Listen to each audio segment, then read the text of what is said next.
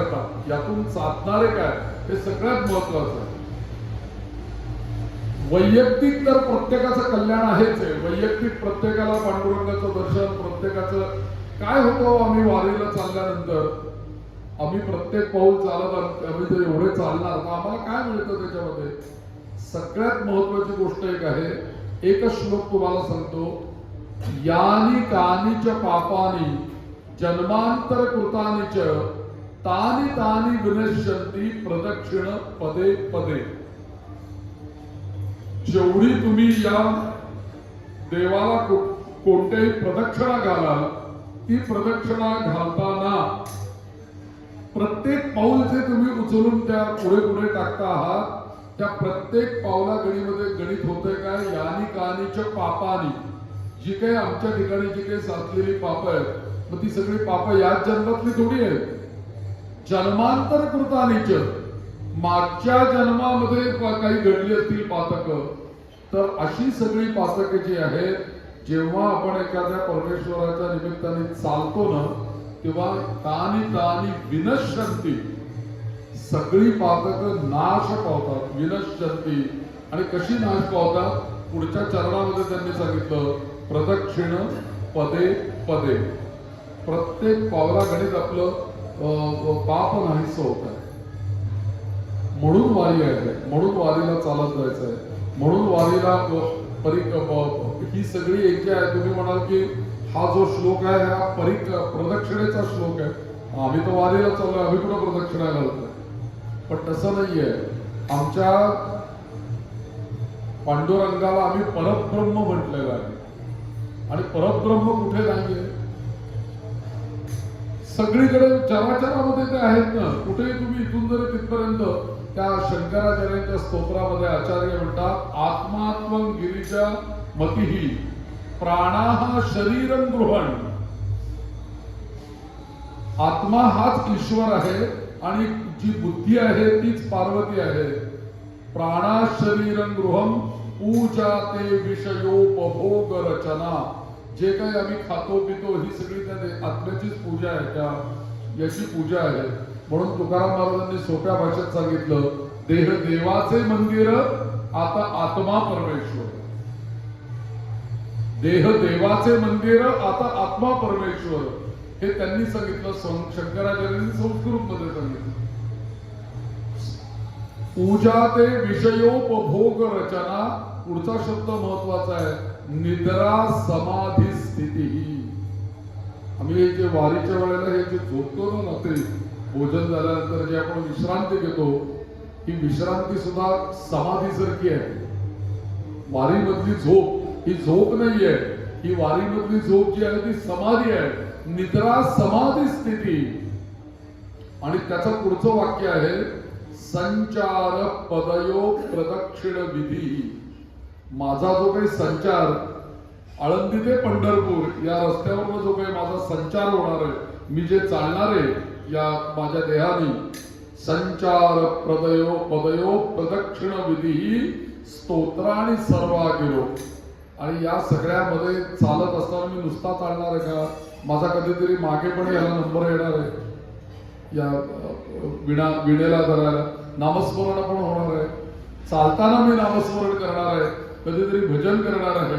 आणि जरी प्रत्यक्ष नसलं तरी माझ्या मनामध्ये नक्की ध्येय आहे की मला तिथपर्यंत पोहोचायचं आहे आणि वारी तिथपर्यंत न्यायची आहे. म्हणून हे जे काही मनामध्ये आपल्या आहे, हे सगळं जे काही आहे, शंकराचार्य म्हणतात, यत यत कर्म करोमि तत् तदखिलम. जे जे मी या वारीच्या काळामध्ये करेन, यत यत कर्म करोमि, जे जे मी करेन, तत् तदखिलम शंभो तवा आराधनम. असं इथे शंकरांच्या बाबतीत म्हटलेलं आहे. आपण विष्णू हो तवा आराधनम असं म्हणूया. जे काही आमचं सगळं चाललेलं आहे, ही सगळी या पंढरीनाथाची, पांडुरंगाची, विठ्ठलाची एक प्रकारची आराधनाच आहे. म्हणून आपण जे काही पावलं टाकतोय, पुढे पुढे चालत जातोय, या प्रत्येक पावलागणित आमच्या सगळ्या मागच्या आणि या जन्मातल्या केलेल्या पातकांचा नाश होतो. दुसरी गोष्ट अशी आहे की जर का देह देवाचे मंदिर, आत्मा हा परमेश्वर, किंवा काया ही पंढरी, आत्मा हा विठ्ठल, नांदतो केवळ पांडुरंग. म्हणजे आमचा आत्मा जो आहे तोच पांडुरंग आहे. नांदतो केवळ पांडुरंग, काया ही पंढरी, ही सगळं शरीरच पंढरी आहे. त्यामुळे माझ्या आत्ता या मनामध्ये पांडुरंगाचं स्मरण करणं, पांडुरंगाचं भजन करणं, हे माझ्याच ठिकाणी असलेल्या पंढरीतच मी आत्ता आहे. माझं शरीर पंढरी रूप आहे, माझं आत्मा सुद्धा पांडुरंग स्वरूप आहे. आणि म्हणून आपण बघा, आत्मा एकदा म्हटलं ना की आमच्या शरीरामध्ये आत्मा हा पांडुरंग आहे, आत्मा हा परमेश्वर आहे, आत्मा हा देव आहे, असं एकदा म्हटलं ना की आपण बघा, सर्व लोक सकाळी स्नान झाल्यानंतर आपल्या कपाळाला टिळा लावतो. बघा, एकही वारकरी बिगर टिळ्याचं आपल्याला दिसत नाही. सकाळी आंघोळ झाली की पहिली टिळा लावणार आपण.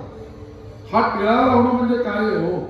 टिळा लावणं म्हणजे काय आहे की माझ्या ठिकाणी असलेला जो पांडुरंग आहे, की जो आत्मा रूपाने आमच्या शरीरात राहतो, आम्ही स्नान केलं. आता देह देवाचे मंदिर म्हटल्यानंतर हे सगळं मंदिर आहे देवाचं. या डोक्याच्या या केसापासून ते पायाच्या नखापर्यंत हे सगळं मंदिर आहे. मग जेव्हा आम्ही आंघोळ करतो, स्नान करतो, तेव्हा होतं काय? मंदिर स्वच्छ होतं. झाडझूड सगळे स्वच्छ झालं मंदिर. मंदिर स्वच्छ झालं की त्याचा पुढचा कार्यक्रम काय असतो? मंदिर स्वच्छ झालं की देवाची पूजा करायची.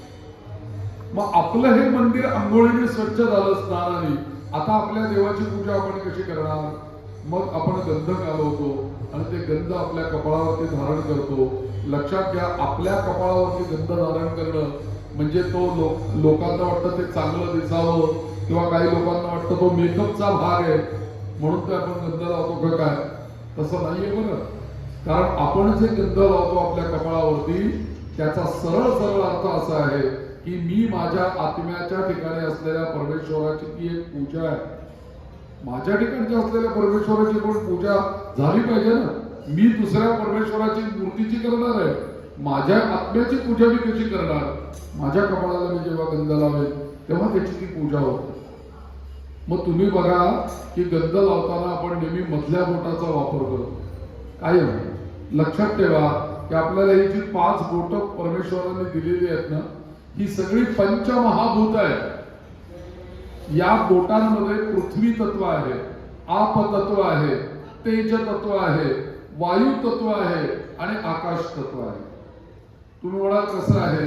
आपला जो अंगठा आहे, अंगठा, हा अंगठा पृथ्वी तत्व आहे. आता अंगठा सगळ्यांना पाठ झालाय, कारण व्हॉट्सअप आणि फेसबुक आणि इंस्टाग्राम तो पाठवला नाही तर बेचैन होतात लोक. आलंच नाही तुझं काही मला, किंवा असा तरी येतो नाही तर असा येतो, त्याच्यावर चित्र तसं आहे. तर तो जो अंगठा आहे, अंगठा या 5 बोटांमधला जो आहे तो पृथ्वी तत्व आहे.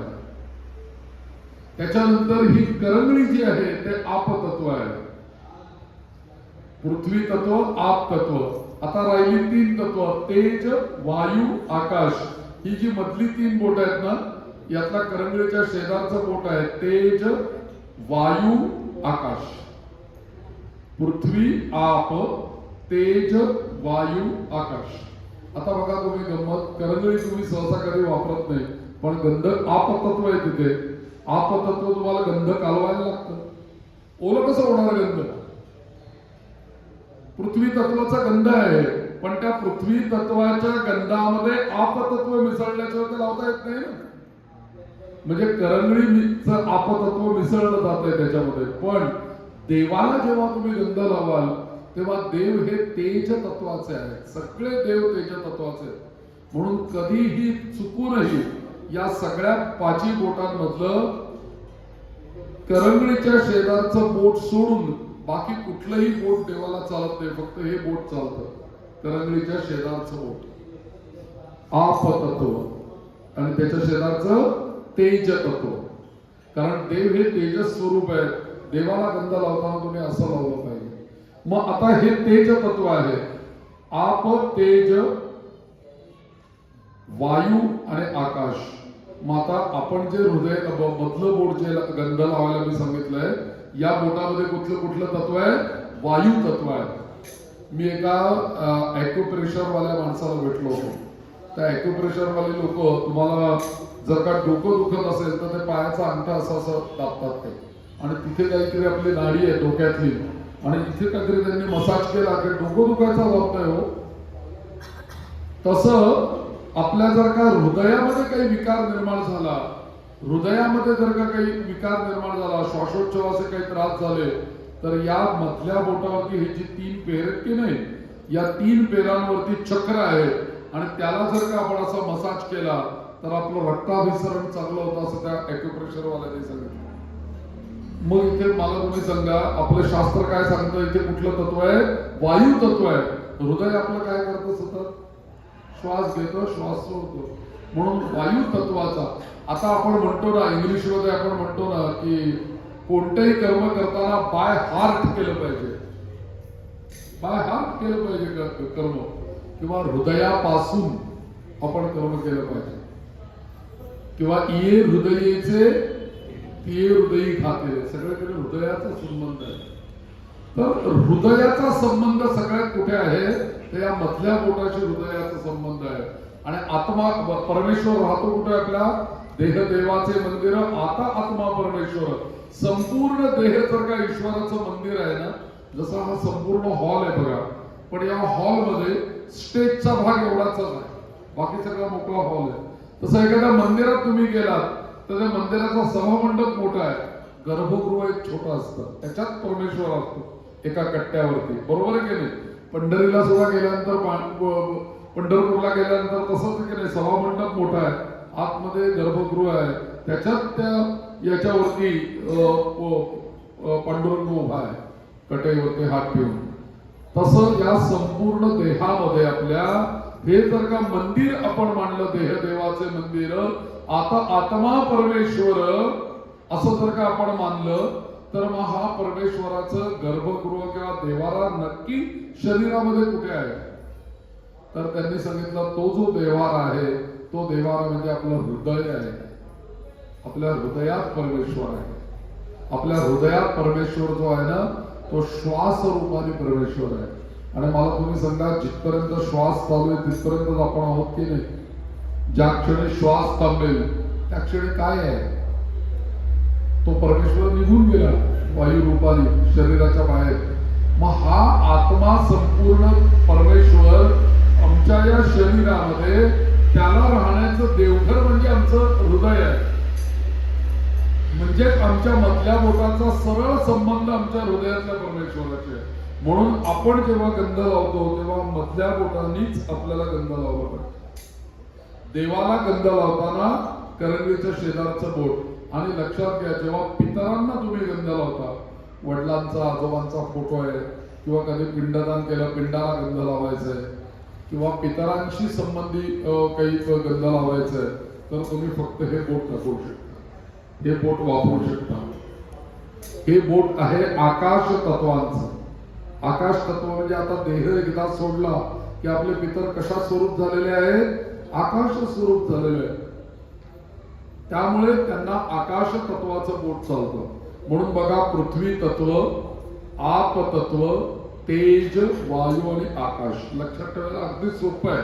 पंचमहाभूत लक्षात घ्या. यातलं एक जरी तत्व तुम्ही सोडून दिलं ना तरी तुमचं कार्य पूर्ण होणार नाही. एक जरी तत्व तुम्ही बाजूला ठेवलं, तुमचं कार्य नाही होणार. तुम्ही बघा, एक बोट बाजूला ठेवा आणि मूठ घट्ट मिटा, कार्य होत नाही. कुठलीही बोट बाजूला ठेवा आणि मूठ घट्ट होते का? बघा, होत नाही. पण सगळी बोट तुम्ही एकत्र करा की जेव्हा तुम्ही ती मूठ घट्ट मिळता तेव्हा तुमचा हातही तेवढा ताकद, हातामध्ये शक्ती आहे. म्हणजे ही खरी पंचमहाभूतांची ताकद आहे. आणि ही सगळी पंचमहाभूत, कोणी व्यक्ती गेली ना की त्या व्यक्तीच्या फोटोच्या खाली किंवा पेपरमध्ये काय येतं, अमुक एक व्यक्ती अमुक तारखेला पंचतत्वामध्ये विलीन झाली, असं म्हणतो की नाही आपण, पंचतत्वामध्ये विलीन झाली. मग ही पंचतत्व आमच्या शरीरामध्ये आहेतच. आमच्या शरीरामध्ये पृथ्वी आहे. आता मी असा बसलोय मांडी करून, तुम्ही बसलेला आहात. आपल्या नाभीपासून खालचा जो भाग आहे सगळा हा पृथ्वी तत्वाचा आहे. हे सगळं पृथ्वी तत्व आहे. म्हणून पृथ्वीला पृथ्वी चिकटते. असं बसलोय ना आपण. त्याच्यानंतर आपतत्व येतं, म्हणजे मग आपली नाभी आहे, या नाभीपाशी सगळं आपतत्व आहे. त्याच्यानंतर याच्यापाशी जे आहे अग्नी म्हणजे जठराग्नीपाशी आहे अग्नी तत्व आहे, इथे वायू तत्व आहे. त्याच्यानंतर खांद्यापासून वरचा जो सगळा भाग आहे हे आकाश तत्व आहे, हे आकाश आहे. म्हणून पृथ्वी, आप, तेज, वायू आणि आकाश हे सगळी तत्व आपल्या शरीरामध्ये आहेत. याच तत्वांचं आपलं शरीर झालेलं आहे. आणि देह देवाचे मंदिर, आता आत्मा परमेश्वर. महाराज असं म्हणतायत की जशी उसात हो साखर तसं देहात ईश्वर. जसं उसामध्ये साखर आहे, आपल्याला ती तयार झाल्याशिवाय आपल्याला कळत नाही, पण ऊस बघितल्यानंतर उसामध्ये साखर आहे की नाही, साखर आहे त्याच्यामध्ये. तसा या देहात ईश्वर, तसा ईश्वर सगळ्या रोमारोमांमध्ये आपल्या आहे. आपल्या नखात आहे, आपल्या हातात आहे, आपल्या बोटात आहे, सगळ्या याच्यामध्ये. पण आपल्या शरीराचीच आपण गंमत बघा, बाकी सगळं शरीर आपलं चेतन आहे. चेतन आहे की नाही आपलं शरीर? तुम्हाला कुठेही बारीक जरी मुंगी कुठेही जरी लागली तरी तुम्हाला ताबडतोब त्याचं जाणवतो आपल्याला, म्हणजे त्याचा जाणीव होते आपल्याला. चेतन आहे सगळं शरीर. पण आपल्या शरीरावरती जड अचेतन काही गोष्टी आहेत. त्यामध्ये म्हणजे नख आणि केस हे जड तत्व असलेले अचेतन गोष्टी आहेत. तुम्हाला नख कापताना कधी वेदना होतात का मला सांगा? कधी केस कापताना कधी वेदना झाल्यात का मला सांगा? एवढे केस अर्पण करून आलो, कधी वेदना झाली का केस कापताना? तसं ब्रह्मांडामध्ये सुद्धा काही गोष्टी चेतन आहेत आणि काही गोष्टी अचेतन आहेत. काही गोष्टी जड आहेत, काही गोष्टी चेतन आहेत. आणि या जड आणि चेतनाचं जसं आपला देह बनलेला आहे तसं हे संपूर्ण ब्रह्मांड हे जड आणि चेतन या दोन्ही गोष्टींनी बनलेलं आहे. म्हणून चेतनामध्ये तर तो आहेच आहे, जडामध्येही तो आहे. जेव्हा हिरण्यकश्यपूनी विचारलं प्रल्हादाला की बाळा तू ज्याचं नाव घेतो नारायण नारायण, तो नारायण आहे तरी कुठे तुझा? तर प्रल्हादाने उत्तर काय दिलं की बाबा तुम्ही जिथे नाहीये तो कुठे असं मला म्हणायला पाहिजे, सगळीकडेच तो आहे. मग त्यांनी विचारलं की या खांबामध्ये तो आहे का? मग तो म्हणाला सगळीकडेच जो आहे तो खांबामध्ये का नाहीये? तो खांबामध्ये आहे. आणि मग त्यांनी जेव्हा त्या खांबाला मुष्टी प्रहार केव्हा कळाला हात मारली, त्यावेळेला त्या जडातूनही सुद्धा परमेश्वराने प्रकट होऊन दाखवून दिलं की जडामध्ये पण मी आहे आणि चेतनामध्ये पण मी आहे, मी सर्वत्र आहे. म्हणून विष्णू या शब्दाचाच मुळात अर्थ काय आहे? व्यापको वै विष्णू, जे सगळ्याला व्यापक होऊन सगळ्याला व्यापून जे उरलेलं आहे ना तत्व, त्यालाच विष्णू म्हणायचं. तुम्ही विष्णू सहस्रनाम जर का बघितलं तर त्या विष्णू सहस्रनामामधलं पहिलं नाव आलेलं आहे विश्वम आणि दुसरं नाव आलेलं आहे विष्णू, असं नाव आलेलं. कोणीतरी विचारलं की बाबा तुम्ही पहिल्यांदा विष्णू सहस्रनाम सांगताय तर मग पहिल्यांदा विष्णू नाव का नाही, विश्वम हे नाव का दिलं? तर त्याचं कारण असं आहे की जो सगळ्या विश्वाला व्यापलेला आहे, मग आधी विश्व तयार केलं आणि त्या विश्वामध्ये तो प्रविष्ट झाला, तर त्याच्यापासूनच हे सगळं निर्माण झालं. म्हणजे ते कोळ्याचं उदाहरण देतात ना, कोळ्याने जे जाळं विणलेलं आहे ते जाळं त्याच्याच शरीरातून निर्माण झालं. ते जाळं सगळं निर्माण झाल्यानंतर तो त्याच्यामध्ये जाऊन बसला त्या जाळ्यामध्ये. म्हणून ते बीज आधी का वृक्ष आधी? आधी वृक्ष का आधी बीज? मग तुम्ही बीज म्हटलात तर आधी वृक्ष आहे, वृक्ष म्हटलात तर बीज आहे. म्हणून ते तुकाराम महाराजांनी तो हे गाणं नाही का, आधी बीज एकले बीज अंकुरले रोप वाढले. म्हणून हे विश्व जे आहे त्या विश्वाच्या रूपाने विष्णू साकारला. म्हणून माऊलींनी सुद्धा जे पसायदान केलं ना त्याच्यामध्ये सुरुवातच पहिलंच वाक्य बघा, आता विश्वात्मके देवे येणे वाघ यज्ञे दोषावे. मग तिथे कुठल्याही देवाचं नाव माऊलींनी घेतलेलं नाहीये. तिथे काय शब्द वापरलाय? आता विश्वात्मके देवे. म्हणून विष्णू सहस्रनामामध्ये विश्व हे नाव पहिले बरं का. विष्णू विश्वस्मयी नमः हे नाव पहिलं आहे. कारण का हे विश्व जे आहे या विश्वाला व्यापून उरलेलं जे काही तत्व आहे ते म्हणजे विष्णू आहे. म्हणून विश्वम विष्णुर वचटकारो भूत भव्य भवत प्रभू असं नाव येतं त्या याच्यामध्ये. म्हणून आपण याच्यामध्ये सुद्धा म्हणतो ना ते जे विष्णूंचं ध्यान आहे बघा. शांताकारं भुजग शयनम पद्मनाभम सुरेशम. पुढे म्हणतो काय आपण विश्वाधारम गगन सदृशम मेघवर्णम शुभांगम. त्याच्यामध्ये सुद्धा विश्वाधारम गगन सदृशम या संपूर्ण विश्वाला आधार कोणाचा आहे त्या भगवंताचा आहे.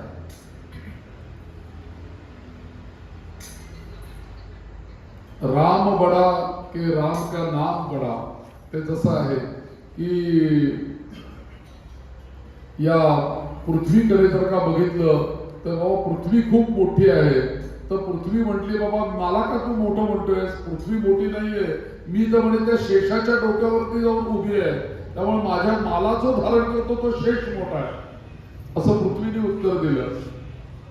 आणि मग पृथ्वीने उत्तर दिलं तर शेषाकडे गेले. अरे तू खूप मोठा दिसतोयस कारण एवढ्या मोठ्या पृथ्वीला तू धारण करतोयस. तर तो म्हणतो अहो मी या पृथ्वीला धारण केलं म्हणून मी मोठा तुम्हाला वाटतोय. पण मी तर शंकरांच्या काळामध्ये असतो. शंकर मोठे पृथ्वी मोठी त्याच्या पुढे शेष मोठा. शंकरांच्या गळ्यामध्ये मी जाऊन पडलेलो आहे. आणि शंकरांच्या गळ्यामध्ये मी ज्याच्या गळ्यामध्ये शेष आहे आणि ज्याच्या डोक्यावरती पृथ्वी आहे ते शंकर किती मोठे आहे. म्हणून एकापेक्षा एक मोठं. म्हणून या सगळ्यामध्ये जे काही आहे की मोठं काय आहे या जगामध्ये तर नाम हे मोठं आहे. गगनाहूनही मोठं. बरोबर त्यांनी सांगितलं. गगनाहूनही मोठं काय आहे तर नाव आहे. भगवंताचं नाव आहे सगळ्यात श्रेष्ठ. आणि या कलियुगामध्ये तर आपल्याला नामस्मरणाशिवाय गतीच नाहीये. हरेर नाम हरेर नाम हरेर नामैव केवलम कलौ नास्तेव नास्तेव गतिरन्यथा. या कलियुगामध्ये तुम्हाला गतीच नाहीये. तुम्हाला हरिनाम हे घेतलंच पाहिजे. म्हणून या कलियुगामध्ये जो महामंत्र आपल्याला दिलेला आहे तो महामंत्र फार श्रेष्ठ आहे. आणि त्या महामंत्रामध्ये बघा आपण काय म्हणतो राम कृष्ण हरी राम कृष्ण हरी राम कृष्ण हरी असं आपण म्हणतो. हे राम कृष्ण आणि हरी ही तीनही नावं भगवान विष्णूंच्या विष्णू सहस्रनामामधली ही तीन नावं आहेत. राम हे नाव विष्णू सहस्रनामामध्ये आलेलं आहे. कृष्ण हे नाव विष्णू सहस्रनामामध्ये आलेलं आहे. आणि हरी हेही नाव विष्णू सहस्रनामामध्ये आलेलं आहे. तुम्ही त्या आरती झाल्यानंतर तो श्लोक म्हणतात ना कायेन वाचा मनसेंद्रियैर्वा बुद्ध्यात्मना प्रकृती स्वभावात करोमि यद्यत् सकलम परस्मै नारायणायते समर्पयामि. त्या नारायण भगवंताला जे काही माझ्याकडनं झालेलं आहे ते मी समर्पित केलं. हा त्याचा जो भाव आहे तोच भाव. मग त्या देवाला आम्ही काय म्हणतो त्याच्यामध्ये त्वमेव माता च पिता त्वमेव त्वमेव बंधुश्च सखा त्वमेव त्वमेव विद्या द्रविणं त्वमेव त्वमेव सर्वं मम देव देव. अच्युतं केशवं राम नारायणं कृष्ण दामोदरं वासुदेवं हरिं श्रीधरं माधवं गोपिका वल्लभं जानकी नायकं रामचंद्रं भजे. म्हणून राम हे नाव आहे ना विष्णू सहस्रनामामध्ये आलेलं आहे. ही सगळी विष्णू सहस्रनामामधली नावं तो विष्णूंची. अच्युतं केशवं राम नारायण कृष्ण दामोदरं वासुदेवं हरिं श्रीधरं माधवं गोपिका वल्लभं जानकी नायकं रामचंद्रं भजे. या सगळ्या नामांचा सार काय आहे राम नाम. म्हणून हे राम नामाचं वैशिष्ट्य असं आहे. मागे आपण रामरक्षा हा विषय घेतलेलाच होता.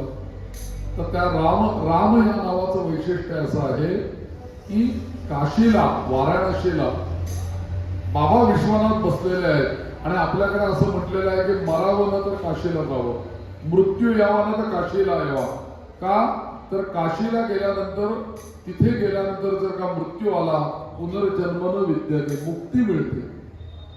कारण का काशीला ज्याचा मृत्यू जवळ आलेला आहे, अशा मृत्यू जवळ आलेल्या मानवाच्या कानामध्ये साक्षात बाबा विश्वनाथ नामस्मरण करतात किंवा त्याच्या कानामध्ये नाम घेतात भगवंताचं आणि ते त्याच्या कानामध्ये काय म्हणतात, राम राम राम राम असं म्हणतात कानामध्ये. आणि त्या राम राम राम म्हटल्यामुळे त्याला मुक्ती मिळते. या रामांचं जे काही चरित्र आहे, हे सगळं चरित्र शतकोटी प्रविस्तर, 100 कोटी एवढ्या अक्षरांचं हे सगळं चरित्र रामांचं. हे सगळं चरित्र मागायला देव पण गेले, दानव पण गेले, मानव पण गेले आणि शंकरांना म्हणायला लागले आम्हाला ते तुमचं चरित्र द्या, ते मला पाहिजे. मग शंकर म्हणाले बाबा तसं तुम्हाला एकट्याला कोणाला देता येणार नाही, तुम्हाला सारखं वाटून देतो मी. म्हणून 100 कोटी अक्षरांचं चरित्र तिघांमध्ये ते वाटत गेले. शेवटी शेवटी शेवटी शेवटी 32 अक्षरांचा एक श्लोक राहिला. सगळ्यात शेवटचा श्लोक 32 अक्षरांचा श्लोक राहिला आणि 32 अक्षरांचा श्लोक या तिघांमध्ये वाटायचा म्हणजे कसा वाटणार, 10 10 10 देऊन टाकले, 2 राहिले शिल्लक. 32 मधले ते 2 शंकरांनी आपल्या जवळ ठेवून दिले. हे आता मिळणार नाही, कोणाला वाटणार नाही, गड्याची वाटणीच होणार नाही. आणि ती जी 2 अक्षरं ठेवून दिली, ती 2 अक्षर म्हणजे कुठली, राम, ही 2 अक्षर. म्हणून शंकर एका दगडावरती कैलासावरती बसलेले असताना काही ना काहीतरी सारखं त्यांचे ओठ हालत होते आणि काही ऐकायला येत नव्हतं, पण काहीतरी ते म्हणतायत असं जाणवत होतं. पार्वतीने त्यांना हळूच विचारलं की अहो तुम्ही सारखं काहीतरी पुटपुटताय, तुमचं तोंड हालताना दिसतंय, काय एवढं तुम्ही म्हणत असता सारखं, काय तुमचं तो जग चाललेला आहे, असा पार्वती मातेने प्रश्न केला महादेवांना. तेव्हा ते सांगतात तुला ऐकायचंय का मी काय म्हणतोय ते. तेव्हा त्यांनी सांगितलं की मी हे राम नाम म्हणतोय. ते म्हणले रामनाम याला काय एवढं महत्व आहे. ते म्हणले रामांचंच महत्व असं आहे की रा जेव्हा तुम्ही उच्चार करता तेव्हा तुमच्या शरीरातलं सगळं पातक दग्ध होऊन जातात आणि आ होतो ना तुमचा रा, असं होतं ना. आ केल्याबरोबर ते पातक सगळं बाहेर पडलं आणि गेलेलं पातक पुन्हा तुम्हाला तुमच्या शरीरात येऊ नये म्हणून राम, तोंड बंद झालं, पुन्हा ते पातक आपल्या शरीरात जातच नाही. म्हणून जेवढं मी राम राम राम राम राम म्हणेन तेवढं माझं पाप जळत जाणार आहे. का तर रम इथे अग्नी बीज, र हे अग्नीचं बीज आहे आणि ते अग्नीचं बीज आमच्या शरीरात उच्चार झाल्याबरोबर आतमध्ये जे असलेलं पाप आहे ते जळून जातं. म्हणून या महादेवांनी साक्षात पार्वतीला काय सांगितलं की सगळ्यात शेवटचा श्लोक त्यांनी असा सांगितला, राम रामेति रामेति रमे रामे मनोरमे. दुसरं वाक्य महत्वाचं आहे, सहस्रनाम तत्तुल्यम राम नाम वरानमे. एक राम राम राम राम राम असं जर का आपण म्हटलं तर या राम नाम एका पारड्यामध्ये टाकायचं आणि एका पारड्यामध्ये 1000 नावं टाकायची विष्णूंची, तर राम नामाचं पारड्याचं होतं. या सगळ्यात 1000 नावांपेक्षा श्रेष्ठ नाव जर का कुठलं असेल तर ते राम आहे. म्हणून आपल्या मंत्रामध्ये पहिला शब्द आला राम, दुसरा शब्द आलाय या भगवान विष्णूंचं एक हा पण शब्द आहे बघा, काय त्याचं नाव, नमो भगवते वासुदेवाय. हा पण त्यांचा एक मंत्र आहे बघा, महामंत्र आहे. या नमो भगवते वासुदेवाचं वैशिष्ट्य असं आहे की सातत्याने जर का आपण या नमो भगवते वासुदेवाचा जर का जप आपण केला तर या नमो भगवते वासुदेवाचा जप नुसतं म्हणत गेलो आपण, नमो भगवते वासुदेवाय, ओम नमो भगवते वासुदेवाय, या मंत्राचा आपण जर का जप केला तर काय सामर्थ्य प्राप्त होतं. किती अक्षर आहेत बघा, नमो भगवते वासुदेवाय, ओम नमो, 12 अक्षर आहेत बरोबर, ओम नमो भगवते वासुदेवाय. या 12 अक्षराचा जर का सातत्याने आपण जप केला तर त्याचा काय परिणाम होतो, तर त्यांनी सांगितलं की जर का 7 दिवस तुम्ही अखंड जर का याचा जप केला सप्ताहापर्यंत, ओम नमो भगवते वासुदेवाय या मंत्राचा, तर त्यांनी सांगितलंय की 7 दिवसानंतर तुमच्यामध्ये असं सामर्थ्य प्राप्त होईल की या विश्वामध्ये असलेले सूक्ष्म कोण कोण, यक्ष, गंधर्व, त्याच्यानंतर किन्नर, हे जे सगळे यक्ष गंधर्व किन्नर, नुसते यक्ष गंधर्व किन्नर नाही, ऋषी मुनी तपस्वी जे सूक्ष्म रूपाने तुमच्या जवळ आहेत, या सगळ्यांशी तुमचा संवाद किंवा त्यांचं दर्शन तुम्हाला होईल, एवढं सामर्थ्य या नमो भगवते वासुदेवाय.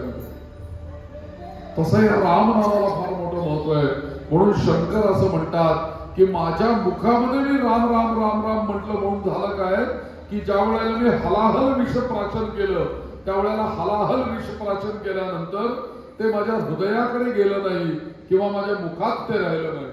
तर तुम्ही म्हणाल हृदयात का गेलं नाही, कारण हृदयात माझ्या रामाचं ध्यान आहे म्हणून ते खाली गेलं नाही, आणि माझ्या मुखामध्ये रामाचा जप आहे म्हणून ते मुखात राहिलं नाही. मग ते कुठे राहिलं, ते कंठामध्ये राहिलं. म्हणून शंकरांना नीलकंठ असं नाव पडलं. म्हणून ते पार्वतीला सांगतात की बाकी तू काही जरी जप केला नाहीस ना, तर एक तू जप कर, नुसतं राम राम राम राम असं जरी तू म्हणत बसली तरी सुद्धा तुला याचं असं फल मिळेल की सगळ्या पापांचा नाश होईल. दुसरं नाव आहे कृष्ण, असं नाव आहे. राम, कृष्ण आणि हरी अशा 3 नावांचं महत्व काय तेवढं मी आज तुम्हाला सांगणार, कारण तो आपल्या वारीतला जप आहे आणि महामंत्र आहे. पण ह्या नावांचा उच्चारण केल्याने काय मिळणार आहे आम्हाला हे फार महत्वाचं आहे. दुसरा मंत्र आहे कृष्ण. या कृष्ण या शब्दाचा जर का आपण अर्थ बघायला गेलो ना, तर त्यांनी सांगितलं की कृष्ण म्हणजे कर्षयती ती कृष्ण, जो आपल्याकडे आकर्षित करतो त्याला काय म्हणायचं, कृष्ण. दुसरे अर्थ काय त्याने सांगितला, कृषीर भूवाचको शब्दोनश्च निवृत्तीवाचकः. कृशामि पृथिवीं पार्थ भूत्वा कार्ष्णायसो हलः कृष्णो वर्णश्च मे यस्मात् तस्मात् कृष्णो अर्जुन. तर कृष्ण स्वतः सांगतायत अर्जुनाला, ते म्हणतात की मी काळा असल्यामुळे मला सगळे कृष्ण म्हणतात, मी काळा असल्यामुळे मला सगळे कृष्ण म्हणतात. पण अर्जुना अजून एक गोष्ट लक्षात ठेव, ही संपूर्ण पृथ्वी सुजलाम आणि सुफलाम होण्याकरता याला नांगरट करणं पण तेवढीच महत्वाची होती. आणि ती नांगरट काळ्या लोखंडाचा नांगर घेऊन मी इथे नांगरट केली आणि या सगळ्या ब्रह्मांडाची पृथ्वीची रचना केली, म्हणून मला काय म्हणतात, तर म्हणून मला कृष्ण असं म्हणतात. हे त्यांनीच महाभारतामध्ये सांगितलेला श्लोक आहे, महाशांती पर्वामध्ये. म्हणून मग असं जर का कृष्ण जर का नाव असेल, तर आम्ही जर का हे कृष्ण नाव जर का म्हटलं तर आम्हाला त्याचं फल काय मिळतं, तो श्लोक मी तुम्हाला सांगतो.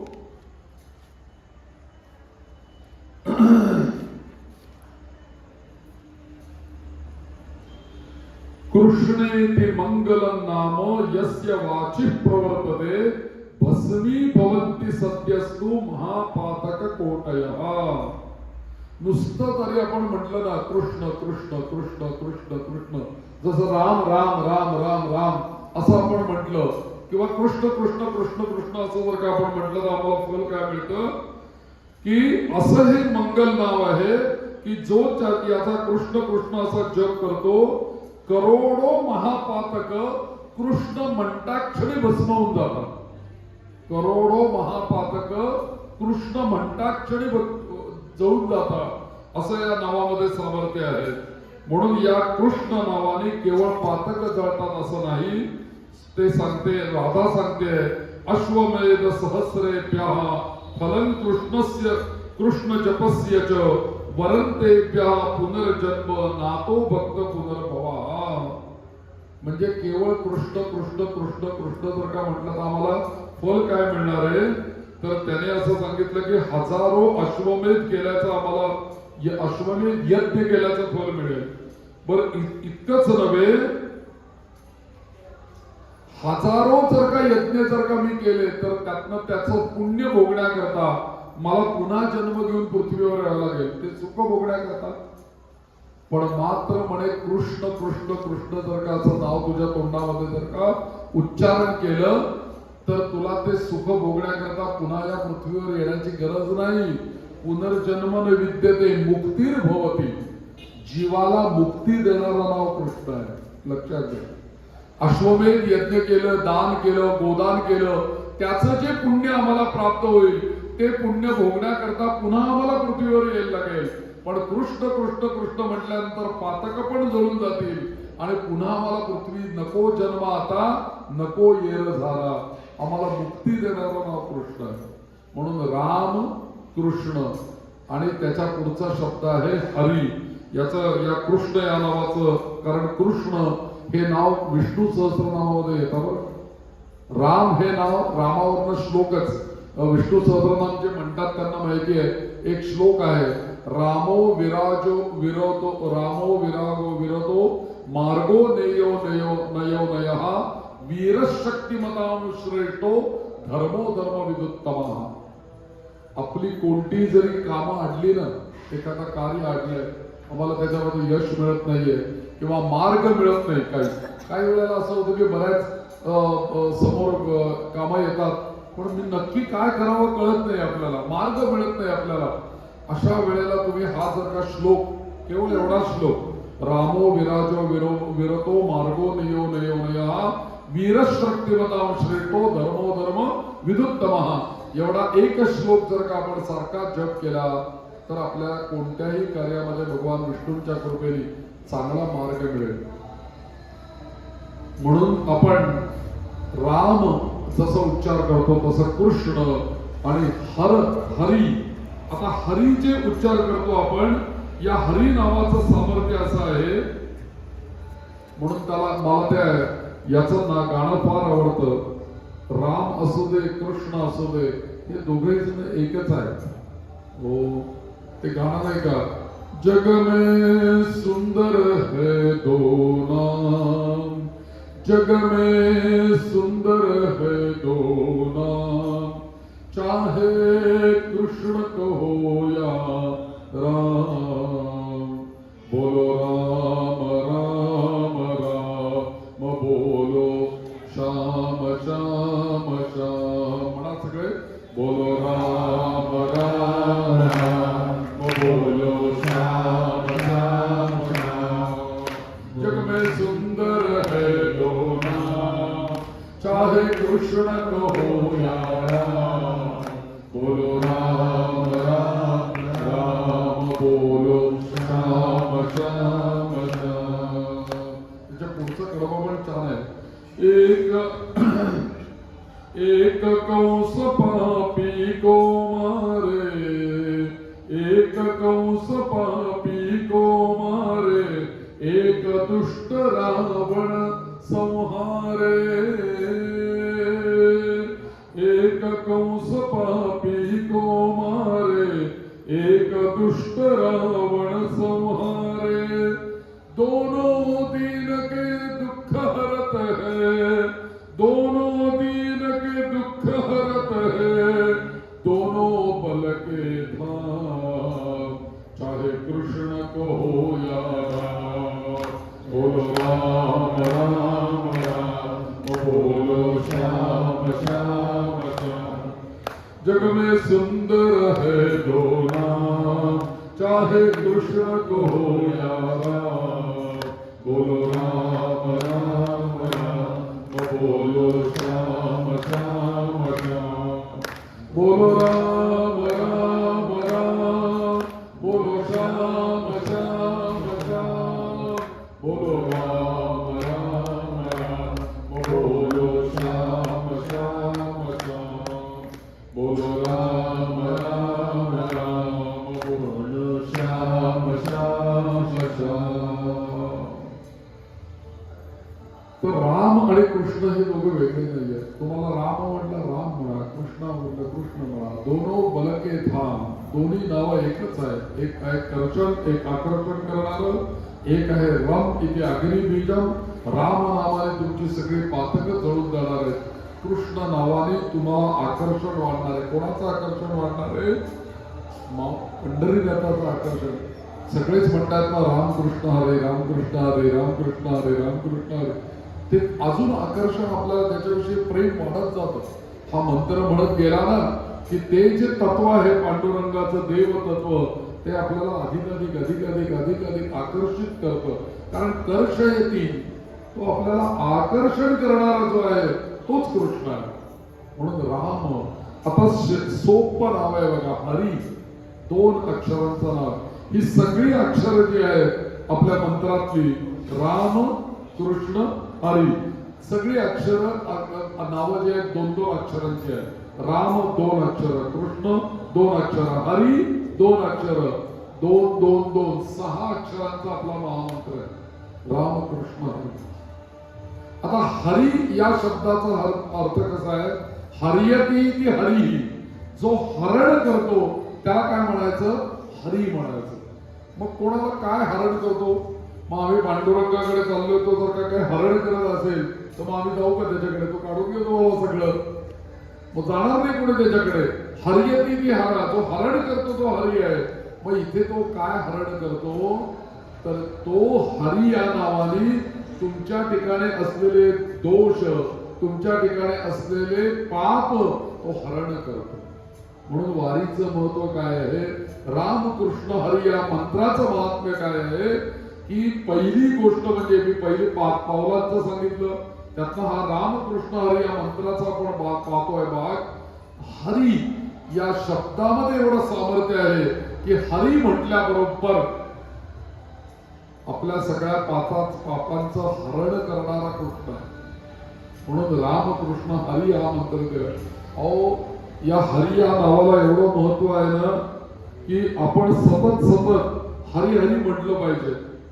म्हणजे खोकला आला ना तरी हरी हरी, जांभई आली हरी हरी, त्याच्यानंतर कोणी भेटलं हरी हरी, कोणी भेटलं श्री हरी.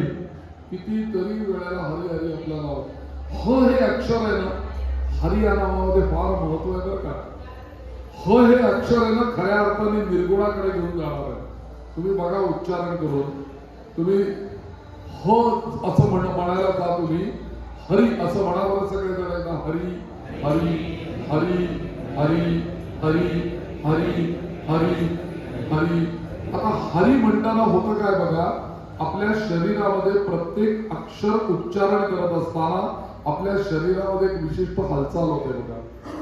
आता री म्हणताना आपली जिभेचा एक आकार होतो आणि जीभ आपली वरती टेकते. तसं तुम्ही ह म्हणताना तुमच्या मुखामधला कुठला अवयव हल्ला का मला सांगा तुम्ही. हरी असं म्हणताना ह हे अक्षर म्हणताना तुमच्या शरीरातलं कुठलं काय हल्लं का बघा. म्हणजे तोंडातलं काय हल्लं का. मग ह हे अक्षर तुमच्या शरीरातलं कुठल्या टाईपरायटर मधनं आलं. तुम्ही जर का त थ द ध न असं म्हटलं तर जीभ आपटते की नाही. बर प फ ब भ म असं म्हटलं तर तोंड बंद होतं की नाही. त्याशिवाय तो प्रकट होणंच शक्य नाही. आता एखाद्या माणसाला आहे ना र म्हणताच येत नाही. मग तो र तो म्हणत असतो राम राम राम राम पण आपल्याला लांब लांब लांब ऐकायला येतं. ते नाही का हरे राम राम राम हरे हरे आले लांब लांब हरे हरे. आले कुठून असं आपल्याला ऐकतो. कृष्ण म्हणत असतो ते आले कुठनं असं आपल्याला ऐकायला येतं. म्हणजे त्याच्या टाईप रायटर मध्ये तो जो सगळा आई पुस्तक अक्षर बसवली आहे त्याच्या त्या टाईप रायटर मध्ये ते अक्षर कमी आहे. ते त्याच्याकडनं उच्चारलं जात नाही. मग प्रत्येक अक्षर जर का आपल्याकडे परमेश्वराने टाईप रायटर देऊन जर का आपल्या मुखामध्ये ती अक्षर बसवलेली आहेत तर ह हे अक्षर असं कुठे बसवलंय आपल्या शरीरामध्ये. तर ह हे अक्षर जे आहे ते आपल्या नाभीपाशी बसवलेलं आहे. आपल्या नाभीपासून प्रकट होणारा अक्षर आहे ह ह ह. जेव्हा तुम्ही ह म्हणता तेव्हा ते नाभीपासून प्रकट होतं. आणि आपल्या नाभीपाशी एक वाणी आहे बरं का. आपल्याकडे 4 वाणी आहेत. परा पश्यंती मध्यमा आणि वैखरी. त्यातली वैखरी वाणी कुठे आहे? आपल्या इथे आहे. पश्यंती वाणी कुठे आहे? कंठापाशी आहे. मध्यमा वाणी कुठे आहे? हृदयापाशी आहे. आणि परा वाणी कुठे आहे? नाभीपाशी आहे. म्हणून नाथ महाराजांची आरती केलेली आहे दत्त महाराजांची. त्याच्यामध्ये ते वाक्य काय म्हणतात, पराही परतली तेथे कैसा हा हेत, जन्म मरणाचा पुरलासे अंत. की दत्तात्रेय भगवंता तुमचं स्तवन करायला माझ्या चारही वाणी वापरल्या मी. या चारही वाणींमध्ये माझ्या परावाणीने सुद्धा मी तुमचं स्तवन करायला गेलो तरी पराही परतली, ती नाही तुमचं स्तवन करू शकली. ते कैसा आहे. सगळ्यात श्रेष्ठ जप कुठला आहे मला सांगा. परावाणीने केलेला जप सगळ्यात श्रेष्ठ आहे. एकदम परावाणीने जप होत नाही. हळूहळू पहिल्यांदा तुम्हाला वैखरीने करावा लागतो, मग तो हळूहळू आतमध्ये मुरत जातो आणि मग एकदा तो परावाणीमध्ये एकदा जप सुरू झाला ना की मग जपाचं काम करतो, आपण आपलं काम करतो. पण ही अशी अवस्था याला फार जन्मोजन्मीचे बहुपुण्य केले असे हे पाहिजे. ते आमचे प्रेमानंद महाराज सांगतात बघा नामस्मरणाचं महत्व. मी एक दिवशी सहज ऐकलं होतं त्यांचं. त्यांनी काय सांगितलं की तुम्हाला कुठलंही नाव, तुम्ही नामस्मरण हे तुमच्या परावाणीतनं निर्माण होण्याकरता तुम्हाला आयुष्यातली कमीत कमी 7 वर्ष द्यायला लागतील म्हणून, तर ते इथून नाव येईल. म्हणजे कसं 7 वर्ष म्हणलं 2.5 वर्ष वैखरी, 2.5 वर्ष वैखरी सतत राम राम राम राम राम बोलते रहो पढ़ते रहो, रामकृष्ण हरी रामकृष्ण हरी रामकृष्ण हरी बोलते रहो. 2.5 वर्ष. त्याच्या पुढे 2.5 वर्ष दुसरी मध्यमावाणी आणि त्याच्या पुढचे 2.5 वर्ष मग आपोआपच ते खाली खाली जाईल आणि मग एकदा ते परावाण्यामध्ये 7.5-8 वर्षांनंतर पोहोचलं की मग तुझं काहीच काम नाही, ते त्याचं काम करत राहील, तो अखंड जप होत राहील. पण इथे बघा तुम्ही परावाणीचा संबंध हरिनामाशी आहे. म्हणून राम उच्चार करताना, र उच्चार करताना र मध्ये अ पण आहे, र पण आहे आणि म पण आहे. म्हणजे जसं ओंकारामध्ये अ उ आणि म आहे. आकार तो ब्रह्मा, उकार तो विष्णू, मकार महेश जाणी येला, तसं र अ म याच्यामध्ये र हा ब्रह्मा आहे, अ हा विष्णू आहे आणि म हा शिव आहे. मकार महेश जाणी येला त्याच्यामध्ये येत तसं कृष्णामध्ये ही 3 आहेत. म्हणून ही 2-2 अक्षराची आहेत. या तिन्ही अक्षरांमध्ये ब्रह्मा विष्णू महेश आहे. आणि म्हणून हो म्हणताना हरी हरी हरी हरी हरी असं म्हणताना बरोबर तुमच्या नाभीपासून ह हे अक्षर प्रगट होतं. आणि ह एकदा आम्ही जेव्हा मंत्र म्हणतो की नाही, तेव्हा मंत्र म्हणताना सुद्धा आम्ही असं म्हणतो हरी ओम गणानान्त्वा असे म्हणतो. म्हणजे आम्ही ओम मंत्र म्हणताना हरी ओम असं म्हणतो. इथे रामकृष्ण हरी. म्हणून हरी हरी हरी हरी याचा नुसता जरी जप आपण केला ना तरी सुद्धा या हरी या नामामध्ये पुष्कळ सामर्थ्य आहे. नाम संकीर्तनम हा श्लोक बघा. नाम कीर्तनम दान तपो योगादि सत्फलम तन्नित्यम परमानंदम हरिंदर नमस्मर असं भागवतामधला श्लोक आलेला आहे. याचा सरळ अर्थ असा आहे की जर का आपण हरी हरी हरी हरी असा जप केला तर दान योग याचं सगळ्याचं फल आपल्याला हरी हे नाव देऊन जातं. म्हणून रामकृष्ण हरी हा जो पतितः स्खलिताश्चार्तः श्रुत्वा वा विवशो प्रवन्न हरये नमः इत्युच्चैः मुच्यते सर्व पातकात्. भागवत असं म्हणतं, श्रीमद भागवत, की नुसतं जर का हरये नमः हरये नमः हरये नमः असा जरी जप केला जन्मोजन्मीची पातकं नाहीसं करण्याचं सामर्थ्य या हरी नामामध्ये आहे. म्हणून ते गाणं नाही का, हरी भजना वीणका घालवू नको रे, हरी भजना वीणका घालवू नको रे. हरी भजना वीणा काळ घालवू नको रे. कमीत कमी हरी हरी हरी हरी असं आपल्या मुखामध्ये जप व्हायला पाहिजे. म्हणून शिंका आली, खोकला आला, फोनवर बोलताना हरी हरी म्हटलं पाहिजे. हॅलो हॅलो हॅलो कशाला म्हणायचंय, हरी हरी म्हणा.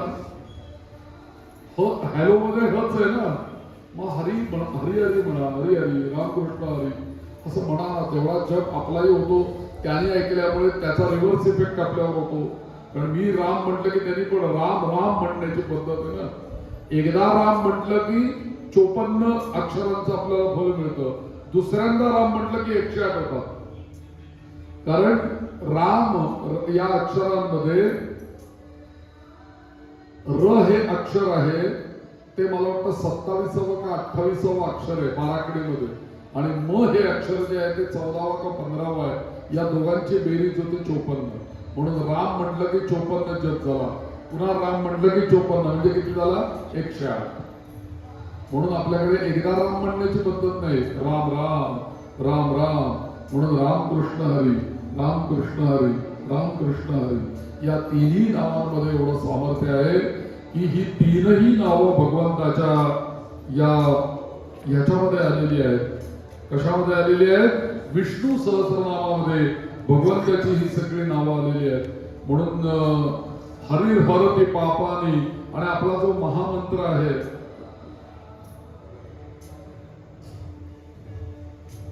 रामकृष्ण हरी, किंवा आपल्या हरिपाठामध्ये म्हणतो हरिमुखे म्हणा, हरिमुखे म्हणा, पुण्याची गणना कोण करी, देवाची द्वारी उभा क्षण भरी, तेने मुक्ती चाली साधी येला. हरिमुखे म्हणा, हरिमुखे म्हणा असं का म्हटलंय माऊलींनी? कारण हरी नावाला एवढं महत्व आहे. म्हणून आवडीने भावे हरी नाम घेसी, आवडीने भावे हरी नाम घेसी, तुझी चिंता त्यासी सर्व आहे, तुझी चिंता त्यासी सर्व आहे, आवडीने भावे हरी नाम घेसी, आवडीने नको करू खेद कोणत्या गोष्टीचा, नको करू खेद कोणत्या गोष्टीचा, पती लक्ष्मीचा जाणत असे, पती लक्ष्मीचा जाणत असे, आवडीने हरी नाम घेसी, आवडीने. शेवटचं वाक्य महत्वाचं आहे. जैसी स्थिती आहे तैसा परी राहे, जैसी स्थिती आहे तैसा परी आहे, कौतुक तू पाहे संचिताचे, कौतुक तू पाहे संचिताचे, संचिताचे, आवडीने भावे हरी नाम घेसी, आवडीने भावे हरी नाम घेसी. म्हणून रामकृष्ण हरी सगळ्यांनी म्हणायचा, रामकृष्ण हरी रामकृष्ण हरी. मला वाटतं आता थांबूया, 9 वाजले. तसं तुम्ही म्हणाल तर नाही तर अजून एक 5-10 मिनिटं पुढे, कारण तुम्हाला सगळ्यांना चालायचं आहे, आम्हाला गाडीत बसून घरी जायचं. हा फरक आहे. मला काही नाही, मी अजून 15 मिनिटं बोलू शकतो, तुम्ही ठरवा. आणि मला तुम्हाला जास्ती ताणायचं नाही, कारण तुम्हाला विश्रांती, योग्य वेळेला भोजन सगळं पाहिजे. बरं, एक 5 मिनिटं मी परत एक हरी शरणम हा जो मंत्र आहे या मंत्राचं एक महात्म्य सांगतो आणि आपण थांबूया. एक भागवतामध्ये आता आपल्या श्रीमद भागवतामध्ये हरी शरणम असा मंत्र आलेला आहे. आपल्या श्रीमद भागवतामध्ये सनक सनंदन सनातन ऋषी कुमार जे आहेत त्यांचा आणि नारद मुनींचा संवाद आहे. तेव्हा त्या नारद मुनींना आश्चर्य वाटलं की हे सगळे लहान बालक असून इतके ज्ञानी कसे आहेत. तेव्हा त्यांनी सांगितलं की आम्ही हरी शरणम हरी शरणम हरी शरणम या मंत्राचा सारखा जप करतो. हरिशरणं हरिशरणं हरिशरणं श्री हरिशरणं हरिशरणं हरिशरणं हरिशरणं श्री हरिशरणं हरिशरणं हरिशरणं हरिशरणं हरि हरिशरणं हरिशरणं हरिशरणं हरिशरणं हरि हरिशरणं हरि हरिशरणं हरि हरिशरणं. हा हरिशरणम हा मंत्र सतत तुमच्या तोंडात ठेवा बरं का. रामकृष्ण हरी तर आहेच, प्रश्नच नाही, पण ह्यातलं एक नाव जरी आपण घेतलं ना तरी आपलं जन्मोजन्मीचं पुण्य आहे, जन्मोजन्मीची मुक्ती या नावांमध्ये. त्यातला हरिशरणम हा मंत्र लक्षात ठेवा. या हरिशरणम मंत्राची कथा अशी घडली की आत्ताचा जो कलकत्ता आहे, ही कथा जी आहे ती 1890 सालामधली कथा आहे. 1892 वगैरे मागच्या शतकामधली, मागच्या शतकातली 1892 साल.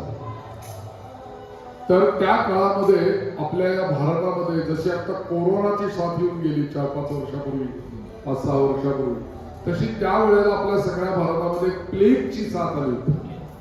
प्लेग होता आणि तो प्लेगच्या याच्यामध्ये त्या रँड नावाच्या साहेबाने अत्याचार केले आपल्यावरती, म्हणून चाफेकर बंधूंनी त्यांना आमच्या पुण्यामध्ये का रँडला उडवलेला आहे, त्याचा वध केला. कारण का त्यांनी आमच्या भारतीयांवरती, हिंदूंवरती अत्याचार केले, म्हणून चाफेकर बंधूंनी वीरगती प्राप्त झाले. तर तो रँड, तो काळ, त्यावेळेला प्लेग हा सगळीकडेच पसरला होता, सगळ्या भारतामध्ये प्लेग पसरलेला होता. उंदीरामुळे तो व्हायचा, गाठी यायची, माणसाला ताप यायचा आणि अचानक मनुष्य ऑफ असं व्हायचं. खूप लोक गेली त्यावेळेला. तर अशा वेळेला कलकत्त्यामध्ये एक अत्यंत विष्णू भक्त राहत होते, देवाचे भक्त होते, कृष्णाचे पंडित होते, संस्कृतचे, भागवत वगैरे वाचायचे असे पंडित होते. तर त्यांच्या आता पूर्वी कसं की आपल्या प्रत्येकाच्या जसे फॅमिली आता डॉक्टर आहेत तसं त्यावेळेस ते वैद्य असायचे ना गावातले, आणि ते वैद्य आणि हे पंडित. तर या पंडितांना अचानक संध्याकाळी गरम झालं, त्यांचं अंग, ताप आला त्यांना, आणि त्यांनी त्या शेजारच्या वैद्याला बोलवलं. त्या आले आणि त्यांनी यांना तपासलं सगळं, काय नाडी वगैरे सगळं, आणि त्यांनी नाडी पसंत हे करून त्यांच्या नोकराला बोलवलं. त्यांना म्हणे मला मी औषध देतो म्हणे, पण मला काही खरं वाटत नाही म्हणे, त्यांचं हे आता जाण्याच्या मार्गावर आहेत बहुतेक, तुम्ही पुढची तयारी करायला लागा, इतकं ते दुखणं त्यांना वाटणार आहे. संध्याकाळी आलेला तापर, दिवसभर त्यांना काही नव्हतं, संध्याकाळी ताप आला आणि झालं एकदम ते गलित कात्रा झाले होते. त्यावेळेस त्यांनी त्या वैद्याने काय होते ती औषधं, पुड्या, चूर्ण काय ती समोर ठेवली, काढा ठेवला, तो वैद्य निघून गेले. घरामध्ये एक नोकर आणि हे दोघच जण होते. त्या नोकराला सांगितलं की मी आता त्या खोलीमध्ये माझ्या जाऊन बसणार आहे, दरवाजा उघडायचा नाही, मी आत जाऊन बसतो. म्हणून हे आत गेले आणि दरवाजा बंद करून घेतला आतनं, आणि आतमध्ये त्यांची कृष्णाची एक मूर्ती होती रोजची, त्याच्या समोर ते बसायचे, भागवत वाचायचे. त्या समोर त्या कृष्णाच्या मूर्ती समोर बसले आणि सतत एकच मंत्र त्यांनी जपायला सुरुवात केली रात्री, हरिशरणम हरिशरणम हरिशरणम हरिशरणम. बघा कशी परिस्थिती असेल, अंगात ताप, तो प्लेगची साथ, आजूबाजूला असं वातावरण, ते बंद खोलीमध्ये गोपाळकृष्ण समोर मंत्र चालू झाला, हरिशरणम हरिशरणम. आणि असं म्हणता म्हणता म्हणता या पंडितजींना रात्री केव्हा निद्रा लागली का, स्वप्न पडलं का, समाधी लागली, काही माहित नाही. पण 3:30-4च्या वेळेला, पहाटे 4-4:30च्या सुमारास ते भानावर आले. आणि भानावर आले तर त्यावेळेस त्यांनी इकडे तिकडे बघितलं. काल रात्री जो एक जडत्व आलं होतं शरीराला, ताप आल्यामुळे अंग सगळं गरम झालं होतं, ते अंग एकदम शिथिल झालेलं आणि शरीर जणू काही एखाद्या फुलाप्रमाणे पहाटे 4:30 वाजता हलकं झालेलं. ते टणकन उठून उभे राहिले, गोपाळकृष्णाला नमस्कार केला, मला काही झालेलं नाहीये, बाहेर आले. नोकराला सांगितलं, हे म्हणे चल माझ्या आंघोळीची व्यवस्था कर. तो नोकर आश्चर्याने म्हणून मालक सांगतात तर काय, आणा बाबा पाणी. त्यांनी गरम पाणी आणून दिलं, आंघोळ केली, स्नान संध्या देवपूजा करून कचेरीत जाऊन कामाला बसले दिवस उजेडात. रात्रीची ही कथा. तेवढ्यात काय झालं, तो नोकर घरातनं बाहेर ये जा करत होता. त्या वैद्यांनी समोरनं बघितलं, त्याच गल्लीत ते वैद्य राहत होते. आणि त्या वैद्यांनी बघितलं, त्या नोकराला बोलवलं, ये म्हणे इकडे. काय झालं म्हणे, किती वाजले तुम्हाला घरी यायला म्हणे तिकडनं? किती वाजले का? आत्ताच आला म्हणे तुम्ही, आंघोळीची चालली तयारी. त्यांना वाटलं हे पोचवून पण आले सकाळी. इतकी परिस्थिती होती. ते म्हटले काय म्हणताय तुम्ही, कोण का विचारताय, कुठून आले तुम्ही? ते म्हटले की अहो ते तुमचे मालक काल अत्यावस्थ होते ना, त्यांची अवस्थामुळे मला वाटलं त्यांना तुम्ही पोचवून आता आला की काय. मग ते म्हणले आमचे मालक तिकडे कचेरीमध्ये बसले, प्लीज म्हणले तिथे जाऊन बसा बघा म्हणे. हे धावत धावत गेले वैद्य त्यांच्याकडे पळत पळत, आणि जाऊन बघतात तो दिवा चालू, त्याच्यात ते काहीतरी त्यांचं लेखन काम पावत्या वगैरे चालू, गंध लावलेल्या कपाळाला, सगळं नेहमीप्रमाणे. ते म्हणले अहो तुम्ही कालची तुमची अवस्था काय होती आणि आज तुम्ही काय आहात? 12 तास नाही गेले या गोष्टीला, तुम्ही असा चमत्कार काय घडला? बरं एवढं करून त्या वैद्यांनी काय बघितलं, काल मी आणून दिलेला जो काढा होता, मी आणून दिलेल्या ज्या काही गोळ्या होत्या, त्या तिथे आणि तिथे तशाच पडलेल्या होत्या. त्यातलं एकही गोळी काढा त्यांनी काहीच घेतलेलं नव्हतं. ते होतं तसंच त्यांनी तिथे ठेवलं तर तिथेच होत होते. ते पण हल्लेले नाही, बरे कसे झाले. मग वैद्य म्हटलं माझी नाडी परीक्षा चुकणार नाही का? मला माहिती होतं की झाला, असे कसे झाले? तेव्हा त्यांनी त्या विचारल्यानंतर त्यांनी सांगितलं मला बाकी दुसरं काहीच माहित नाही. हरिशरणम हरिशरणम या मंत्राचा म्हणले हा सगळा महिमा आहे. केवळ भगवंतासमोर जाऊन म्हणे मी रात्री जाऊन बसलो आणि हरिशरणम हरिशरणम हे म्हणत बसलो. पुढे काय घडलं ते भगवंतानेच सगळं काही केलं, मला काहीच कळलं नाही. 4:30 वाजता जेव्हा मला जाग आली तेव्हा मला कळलं की मला काही झालेलं नाहीये. म्हणजे हरिशरण हरिशरणम या मंत्राचा किती प्रभाव आहे लक्षात घ्या. ही मी जी तुम्हाला कथा सांगितली, कल्याण मासिकाच्या गीता प्रेस गोरखपूरचं जे कल्याण मासिक आहे, पढो समजो और करो असा जो त्यांचा विभाग आहे, त्याच्यामध्ये अनेक मंत्रांचे आलेले अनुभव गेल्या 100-200 वर्षात लोकांना ते त्यांनी लिहिले. त्याच्यात हरिशरणम या मंत्राचा महिमा त्यांनी सांगितला आणि या पंडितजींच्या नावासहित गोष्ट सांगितली. ते बंगाली पंडित होते, पण त्या पंडितांचा हा अनुभव. म्हणून हरिशरण या शब्द मंत्राला फार मोठं महत्व आहे. काहीही जरी नाही न जमलं तर आपल्याला तरी हरिशरणम हरिशरणम हरिशरणम म्हणत चाल. त्याच्यामध्ये त्या हरीला शरणागती पण होते, हरी पण उच्चारण होतं, हरी उच्चारणाचाही आपल्याला फल मिळतं आणि शरणम त्याला नमस्कारही होतो. आणि आपल्या मंत्रामध्ये तर सगळ्याच गोष्टी आहेत रामकृष्ण हरी. म्हणून या तीनही नावांचं एकत्रीकरण केलेलं. आता या तिन्ही नावांचं वैयक्तिक सामर्थ्य एवढं आहे. मग असे 3 नामं जेव्हा एकत्र केली जातात तेव्हा त्याच्यामध्ये एक महामंत्र तयार होतो. तसा या विष्णू सहस्रनामातल्या 3 नावांचा हा महामंत्र आपल्याला तयार करून दिलाय.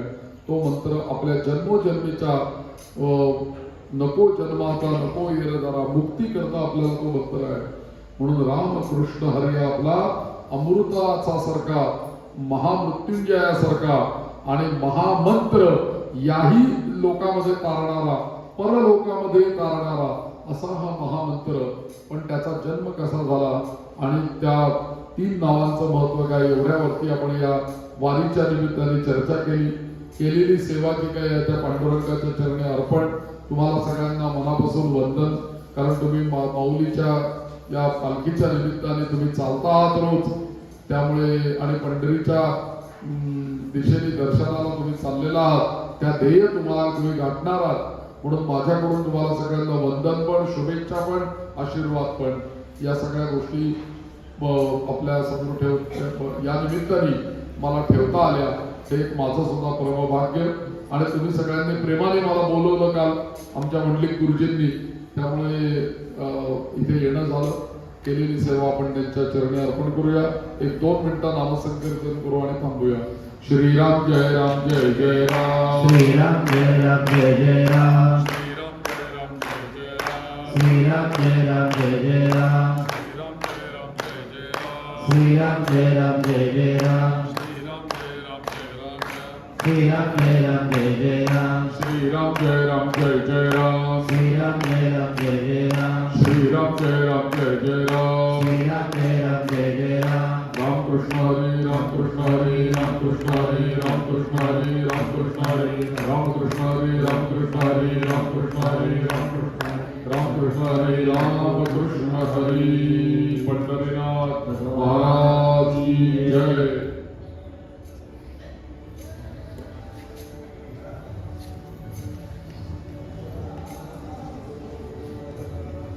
धन्यवाद गुरुजी. महाराष्ट्रातील थोर तत्वचिंतक, समाज प्रबोधनकार, सूर्याप्रमाणे तेजस्वी आणि चंद्राप्रमाणे शीतल असलेलं, महाराष्ट्राला गगनभूत असलेलं अशा तऱ्हेचं विद्वत रत्न वंदनीय हरिभक्त पवार मंदार शास्त्री खरतकर गुरुजी या ठिकाणी मोठ्या प्रेमानं आपुलकीनं या ठिकाणी आले. खऱ्या अर्थानं आम्ही रस्त्यात येत असताना तुम्ही सांगितल्याप्रमाणे खरंच गाव आम्हाला लागलं आणि जेव्हा जेव्हा आम्ही या वाटेने येऊ ते गाव जेव्हा लागेल तेव्हा तुमची आठवण आम्हाला आवर्जून आल्याशिवाय राहणार नाही. धन्यवाद गुरुजी. आपण अशाच तऱ्हेचे ज्ञानामृत आम्हाला सदैव द्यावं अशा तऱ्हेची आम्ही प्रार्थना करतो. काही नाती कधी तुटत नसतात, ती नकळत मिटून जातात. जसे बोटावर रंग ठेवून फुलपाखरातून सुटून जातात. आपल्या आठवणी साठवणीच्या रूपामध्ये निश्चितपणे राहतील. आम्ही आपल्या चरणी साष्टांगी दंडवत अर्पण करतो. परमपूज्य श्रीराम गजानन जोशी दादांच्या कृपा आशीर्वादानं श्री गुरुपीठ दत्त देवस्थान सासणे यांच्या माध्यमातून या आमच्या दिंडीची वाटचाल सुरू आहे. आपण सातत्याने यावं, आम्हा सर्वांना असं प्रबोधन आपलं घडावं अशा तऱ्हेची आपल्या चरणी प्रार्थना करतो. पुंडलिक वरद हरी श्री ज्ञानदेव तुकाराम पंढरीनाथ भगवान की जय. माऊली ज्ञानेश्वर